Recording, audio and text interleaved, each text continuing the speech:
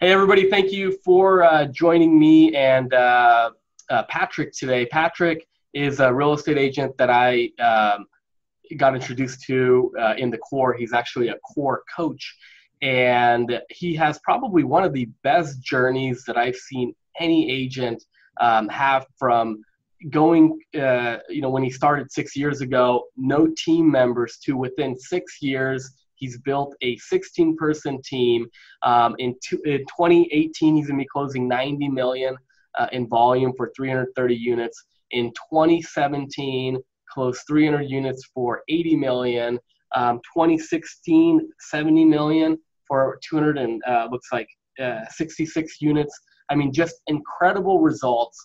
And I think a lot of people that are going to be watching this are going to be newer agents or agents that are getting ready to build a team. And so, first off, congratulations on your success. It's an amazing run.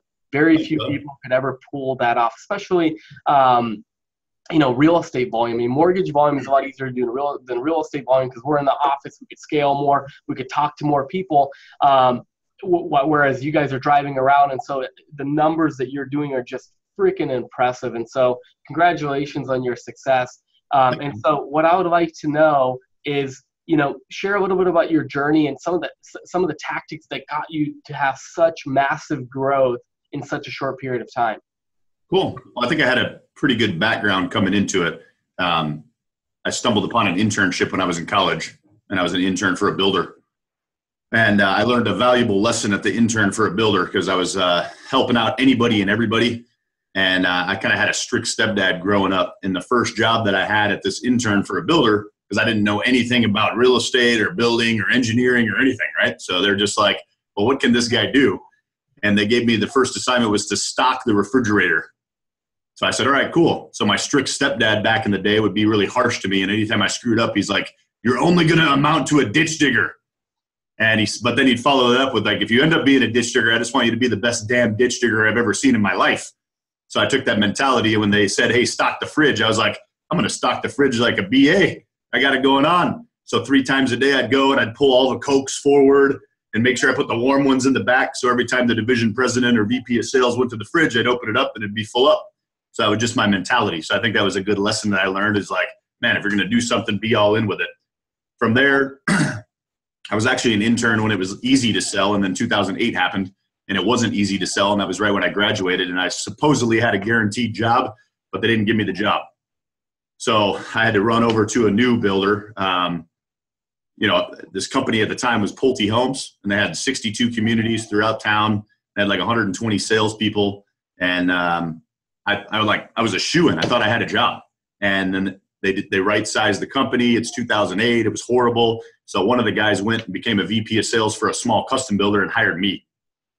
So they put me in this brand new neighborhood, and there was a brand new neighborhood opening up, and an existing salesperson went to the brand new neighborhood, and I covered her old neighborhood. And she was so excited to get out of the old neighborhood, and I couldn't figure out why.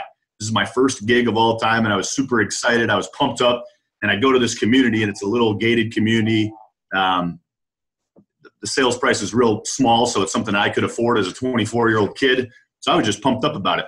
And I figured out real quick why she wanted to leave, and it was because she only closed 12 houses the year before. But I went into this community, I was like, man, I think I can get 5 sales out of here every single month. And my construction manager and the VPs of sales were kind of laughing at me, and I said, I don't know, I just believe it. And I had a pumped up attitude, and every time I came to work, I was like, I'm going to sell a bunch of houses, and I was just pumped up. So I go in there, and in the course of 10 months, I sold 62 houses for this builder. So my second lesson that I learned before I even became a realtor was have a great attitude about it. So you actually exceeded the 5 and you got 6. Yeah. That's awesome, man. That's awesome. So I had a good attitude about it. So I think that's what you need to do. So coming into it, obviously I learned, hey, I've got to, if I'm going to do something, give it my all. And then I learned, hey, if I'm going to do something, I got to have a great attitude about it. So I only worked there for 10 months because the company went bankrupt, unfortunately. So then my next job, this time I wanted to become a realtor, but I was so chicken little, man. I was like, how do you find somebody that wants to buy or sell a home? So I did not make the plunge yet. So I actually went and became a title rep. In Texas, we closed, not with attorneys, but we just closed at title companies. So a title rep's vital because we chase lenders for their refi business and we chase realtors for their listing business. Yep. So when I wanted to have this job, I was like, I'm going to dominate this job. So I started taking my computer home every day and I just started doing a whole bunch of research. I was in my MTA reports. I was in MLS and I created all these spreadsheets about listing agents and lenders and who they were using. Was it worth the squeeze? Listing side versus buyer side volume, if they were loyal to a title company. And I just was working my tail off. Literally, I was at home on my computer and my wife's like, what are you doing? You're still working? So about 3 months in, my boss calls me in and he sits me down and I literally thought I was getting a promotion. He sits me down and he goes, hey, Patrick, we're thinking about firing you. I was like, what do you mean? I'm working my tail off. And he's like, well, what's your job here? And I said, I'm a title rep. He said, no, you're not. You're a sales guy. And I kind of thought for a second. I was like, what do you mean? And he goes, well, I know you're doing all this research and you have all these great spreadsheets, but how many sales calls have you made? So I learned my third really good lesson before I actually became a realtor was no matter what, I'm a sales guy and I have to make sales calls. So instead of figuring out how to organize something or research something, it's like when I came across a great agent who did a lot of business, I probably should have just called them and said, hey, I'm a great title rep. You're a good realtor. Let's meet and talk about how we can make some more money together. Yep. And I wasn't doing that. So I learned that valuable lesson. And finally, after doing that for a year, I decided to become a realtor because I got exposed to the core, chasing a bunch of really good lenders in San Antonio. Every good lender was a part of the core. And I was like, what is this all about? So I had a good game plan and I felt confident that I could go find a buyer or seller in my marketplace. So I finally became a realtor, but I became a realtor with the expectation or mindset to give it my all, have a great attitude and be pumped up every single day. And I just hit the ground running, man. So in my first year, obviously I do no business. I have no team. And I finished my first year at 43 deals for just under 10 million in volume. I was actually Keller Williams Rookie of the Year for the nation. And in the core talks about a greatness tracker, which is just tracking your outbound activity. And they told me, hey, have 15 face-to-face interactions, have 5 break breads, have 60 great phone call conversations, have 10 thank you notes. And that's literally what my focus was my first year of business. Now, I said, man, the first week was easy to do it. The second week, I was like, man, I'm calling the same people. So what I did was a grocery store test on everybody that's in my phone. So I went through phone contacts, LinkedIn, Facebook, Rolodex, Snapchat, whatever you got. And I went through, and if I saw Oleg on there, I'd say, okay, does Oleg pass the grocery store test? If I'm walking through aisle 14 of the grocery store and Oleg's walking through aisle 14 of the grocery store, would we recognize each other? Do we know who each other are? And of course, in this case, it'd be a yes. So you'd be on my list. If I wouldn't recognize you in the grocery store, you're not on my list because I knew I was going to be in the relationship-based business.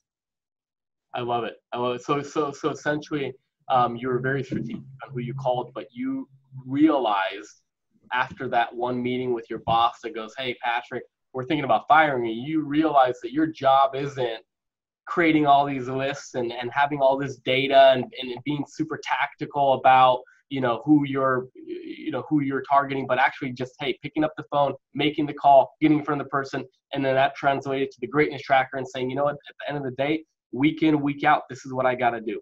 That's exactly right.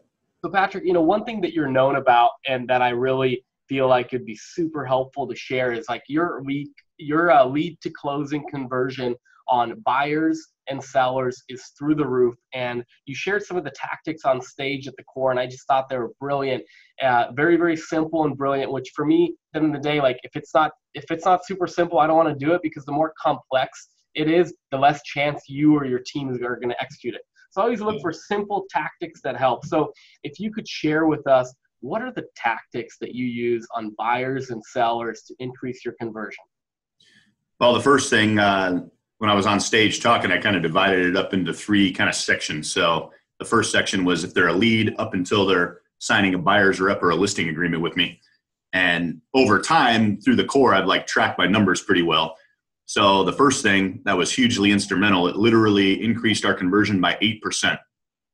So we are getting roughly 100 leads a month. So, I mean, that's 8 deals a month when I implemented this one tactic. And what we started doing is at the closing table, a lot of people are like, wow, you're great. We love it. Thank you so much. Instead of just accepting that, I'd say, hey, can I do a video right now? I know you specifically are awesome at videos. I know I've done a couple for you. So I was like, man, I need to do the same thing. So I'd take out my phone and I'd start saying, hey, can you tell me a little bit about the process and your thoughts and just kind of recap on how your process went working with us. So they would say whatever they said, and then one of my staff members took a few clips, put them all together, and we had like a 1-10-second video of 6 different clients, and it's a really good flow, a really nice video, and it just talks about how great we are. So it's a really good testimonial video. So every time a lead comes in, the very first thing that we do is try to set an appointment, and immediately upon that, we send the video to their email. So they open it up, and they're looking at an email of 6 different clients that are saying how great we are. So that literally increased our conversion by 8%. That's huge. So at the end of the day, I mean, you're talking about 96 deals a year just by spending time creating the video, sending that video out. I love it. I'm gonna actually implement that immediately. What else? Well, as I've been growing, obviously the first year, 43 deals was, easy for one person to accomplish, and I started hiring people. In my second year, we did 106 deals. In my third year, we did almost 200 deals. So that growth was pretty amazing. But in year number 3, when I did 200 deals, I got confused, and I realized that, my team can do everything, and I'll just be the manager, which is not really the case. We're in San Antonio, so I love the Spurs. So my mentality here is I was trying to be the R.C. Buford or the Coach Pop, and I wasn't the Tim Duncan, because I got to be out there taking the shots. You know what I mean? Yep. So I got really confused. So now the mentality on the entire team is no matter what, if it's a buyer lead, if it's a listing lead, the number one goal and the number one result in mind when that lead comes in, if they're a buyer, is to set an appointment for Patrick, me, not a staff member, to get face-to-face with them. Or if it's a listing, to get Patrick in front of them at the house that needs to be sold. So I think I got a little bit confused. And as the team leader, I was relying on my team almost to convert the leads, which is ridiculous because I'm the best lead converter on the team. So the tactic is I have to be the guy taking the shots.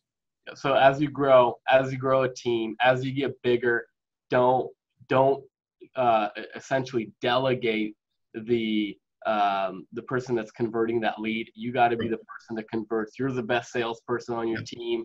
Be that, own that, and get in front of as many people. And that's one thing that I call the point of sale. Like, what is the point of sale in your business? How do you stay in the point of sale 80% of the time, 90% of the time? And it sounds like you're back into that, which then now translated to the growth that you had after that point. Oh man, profitability is higher, conversion's higher. So now instead of, I just kept going, okay, how do we get to 150 leads? Okay, now how do we get to 200 leads? So now it's like, I don't need to get more than 100 leads. I can convert them and do our numbers that we need. Yep. I love it. Much better. So the first time, in San Antonio at the time when I became a realtor, I was living in a $180,000 home, which nice house. I really liked it, but I was doing a lot of $180,000 deals because I think you just do the deals that you're kind of hanging out with. Yep. And of course I was a younger guy, not making any money. Now I'm starting to make some money. I'm living in a bigger house, but I remember the first time I got a call for a $700,000 listing. It was a buddy of mine. He's like, hey, my parents want to sell their $700,000 house. And I just got so pumped up. I was just like over the top. I was like, no way, $700,000 house. I want to buy it, but I need to freaking make some more sales, man. And I'm like literally trying to high five the guy through the phone. I'm so excited. And I was like, man, I really appreciate it. I'm going to take great care of your parents. I hang up the phone with him. And before I could even hang it up, I'm dialing his parents' numbers immediately. And I'm talking to his parents and I'm like, Mr. Franco, I'm so excited. Ernest wants me to sell your house. I bet it's tremendous. I bet you it's one of the best houses I've ever been in. I literally probably already want to buy your house. And I'm just like so pumped up. I set the appointment immediately. And as soon as I'm hanging up with them, I was calling my assistant to get Ernest a gift. Me and Ernest play a lot of golf together, and the R11S driver came out. And it's $500 driver, which seems a little over the top, but I've never listed a $700,000 home before. So I was just pumped up and I immediately got him the gift. And, I go to the appointment. He's interviewing like 5 people, but I was just so passionate and excited about his house that it didn't matter. He's like, I believe you that you could sell my house. So we're going to go with you. And I was like, awesome. And it was one of those houses that sold in like a week, $700,000, $21,000 for me. It was my biggest commission of all time. I was pumped. And I can tell you that along the lines, I don't have that excitement about a lead anymore. I barely have it about a closing. So there's almost 2 tactics here. It's like you really have to get pumped up and excited about what's going on and what's in front of you and the opportunities that you have. But number 2, I started thinking about it. I was like, man, we get all these leads and I don't even acknowledge every single source that sends me a lead. Like I say thank you on the phone, but man, I don't give them a $500 driver. So I finally implemented a referral lead source gift program, like something that's on purpose. And I kind of had it a little bit cheesy. So no matter what, even if it's kind of a dud lead, they'll get at least some candied pecans in the mail and a handwritten note from me that says, thanks for trusting us. But I thought it was kind of cheesy because obviously I'm Patrick Conway, P. Conway. So I put on there like, thanks for trusting the P. Conway. Kind of a little funny, little anecdote, whatever. So send that in the mail so everybody at least gets that. So I feel pretty good about our referral lead source gift program. So what I'm hearing you say is, one, acknowledge the people that send you the leads, but two, and this is something I have to tell myself over and over again, and because, especially after you've done it for such a long time, after you've closed so many deals, talked to so many leads, the one thing that people forget, and I tell myself this all the time, is people buy passion. If you're not passionate, like if you want your lead conversion to go up, be excited on the phone, be passionate on the phone. Like that person enlisted with you because they believed that you could sell because of how excited you were. How many agents do you think show up to a meeting and they're just dull? They're just having the same convo. There is no energy in the conversation. And then they wonder why they didn't list with them. Look, if that's what you're about, you're going to have to discount yourself because you're going to have to compensate for the fact that you're not excited. You're not fun. You're not somebody that they want to be around, that they want to, if they think, hey, this is the person selling my home, and they're not even excited about my home, how good of a job are they going to do? I love that. Any other tactics, Patrick, that you want to share? Man, on the listing side, I think there's like two little tiny things that we do right as I'm leaving the listing. If they've signed with me, if they haven't signed with me, I do the same thing every time. And I have a selfie stick in my car and a small little sold sign, like a bandit sold sign that goes on your sign. And I literally go out in front of their house and I take the selfie, and I've got the sold sign with me in the background and their house in the background, and I take a picture. And then the next day, that's the picture that has my handwritten note on there that says, hey, I appreciate you, trusted me. I'm going to give it my all, and we're going to get your house sold. So it's just kind of almost an assuming the sale kind of deal. So I think that's a really good tactic. I had a lot of people that have talked to me about that. And the next thing is, as soon as I pack away that selfie stick, I literally call them from the driveway and give them an honor call immediately. And they're almost confused because I just got done a minute ago talking to them, and I just call them and say, man, I'm so glad that Ernest was able to refer us. Just unbelievable. I love your house. I love you guys. Man, I just feel really fortunate that I'm going to be your agent. I love it. Honor call from the driveway. I love it. So, when I think about the tactics that you do, I think a lot of people, the reason why they don't do them, and maybe you could either agree or disagree with me about this, but there's this fear of, you could maybe say, being kind of, being a dork, or them thinking that that's stupid, or them thinking that's a little cheesy. And I think that too many people try to be too perfect in our industry, and they try to be over the top professional, like way, way too extreme. And I think that if you just simplify it, be cheesy, have fun with it, have that positive energy, be super passionate about what you do, have these little tactics. Like, how many agents drive away from a listing appointment and send them a selfie with them having a sold sign in front of their home? It's like those little things. How long does that take you? Maybe 2 minutes, right? 2 minutes. Not even 30 seconds. And at the end of the day, it gets you to stand out. One thing I always told myself is, when I think about my team, when I think about what we do, I always ask myself, how do we create an unfair advantage over our competition in an ethical way, right? And that's by doing these little tactics that get you that +1 service, that gets you, essentially in front of the client, gets the client thinking about you. And I think that's especially moving into the next year and the market continues to get tougher. One thing that I'm telling a lot of people is, look, business was super easy a year to 2 years ago. Now is when we're going to see the true professionals just explode. And I think the separation between the people that are kind of in it, that kind of put a little bit of effort into it, versus the people that just go out there super excited, grind, believe in. I think the separation is going to be huge next year. Me too. Hey, I want to, thank you for taking the time to share this. I like to provide as much value as I can to my agents, because we're all in the battle together. At the end of the day, we're all in the battle together. There's no one that just wakes up every day, is super motivated, and just, we have to build that up. We have to push ourselves. And so by aligning ourselves with the people that share the same vision, want to execute on the same level, that's what it's about. At the end of the day, whoever you're working with, make sure that they're aligned with your goals. Make sure that they share the same vision. And if you guys are not pushing each other to that next level, you're working with the wrong person. Thank you, Patrick, for taking the time. If there's anything I can do for for you, reach out to me. Otherwise, hope you have a great rest of your day. Of course, brother. All right. Take care, man. Yeah.